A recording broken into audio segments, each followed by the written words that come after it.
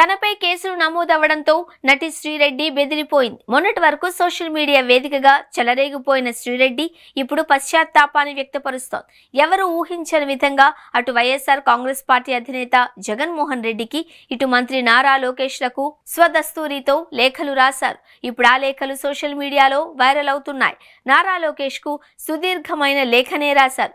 లోకేష్ అన్నకు విజ్ఞప్తి అంటూ లేఖను మొదలుపెట్టిన శ్రీరెడ్డి తనను క్షమించాల్సిందిగా వేడుకున్నారు. తాను పుట్టింది గోదావరి అయినా పెరిగింది మొత్తం విజయవాడ పరిసరాలలో అని, తనకు లోకేష్ సామాజిక వర్గానికి చెందిన వారే 95% స్నేహితులు ఉన్నారు అని చెప్పుకొచ్చారు. అమరావతి రాజధానిగా రావడం తన కుటుంబ సభ్యులను ఎంతో సంతోషపెట్టింది అని, తమకున్న అరాకొరా సొంత ఇంటి రేట్లు పెరిగాయి అని, అందువల్ల తమ పేరెంట్స్ టీడీపీకే ఓటు వేశారు అని అన్నారు. మీతో నేరుగా మాట్లాడమని తన కుటుంబ సభ్యులు చెప్పారు అని, అయినా తనకు అంత స్థాయి లేదు అని, అందుకే బహిరంగ లేఖ రాస్తున్నాను అని శ్రీరెడ్డి చెప్పుకొచ్చారు. గత 10 రోజులుగా మీడియాలో వచ్చే కథనాలు, వాటి కింద కనిపించే కామెంట్లు, స్పీచ్లు, డిస్కషన్లు, డిబేట్లు, కూటమిలో ఉన్న అందరూ చేస్తున్న అటాక్ తర్వాత తనకు ఒక విషయం అర్థమైంది అని, అదేంటంటే తాను ఇంతకాలం ఎంతో మంది మనోభావాలు దెబ్బతీశాను అన్న సంగతి తెలిసొచ్చింది అని శ్రీరెడ్డి తెలిపారు.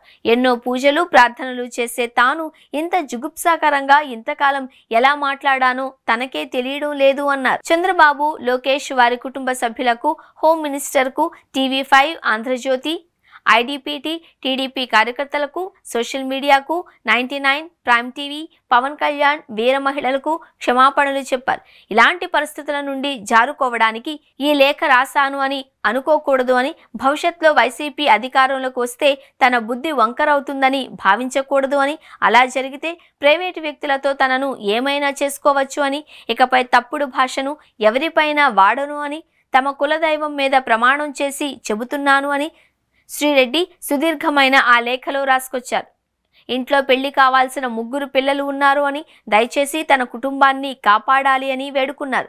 కేసుల నుంచి తనను విముక్తురాలిని చేయాలి అని కోరారు. ఇదే సమయంలో చిరంజీవి, నాగబాబు సినిమా ఫ్రెండ్స్ కి సారీ చెబుతున్నట్లు తెలిపారు. ఇక ఇదే సమయంలో జగన్ భారతీలకు మరో ఉత్తరం రాశారు. జగనన్నకు, భారతమ్మకు నమస్కారాలు అంటూ లేఖను ప్రారంభించారు. ఈ జన్మకు వారిద్దరిని నేరుగా కలిసే అదృష్టం కానీ, కలిసి ఫోటో దిగే అవకాశం కానీ కలిగి ఉండే అదృష్టాన్ని తాను కోల్పోయాను అని అనుకుంటున్నారు న్నట్లు తెలిపారు. వైసీపీకి తన ప్రవర్తనతో చెడ్డ పేరు తెచ్చాను అని శ్రీరెడ్డి ఒప్పుకున్నారు.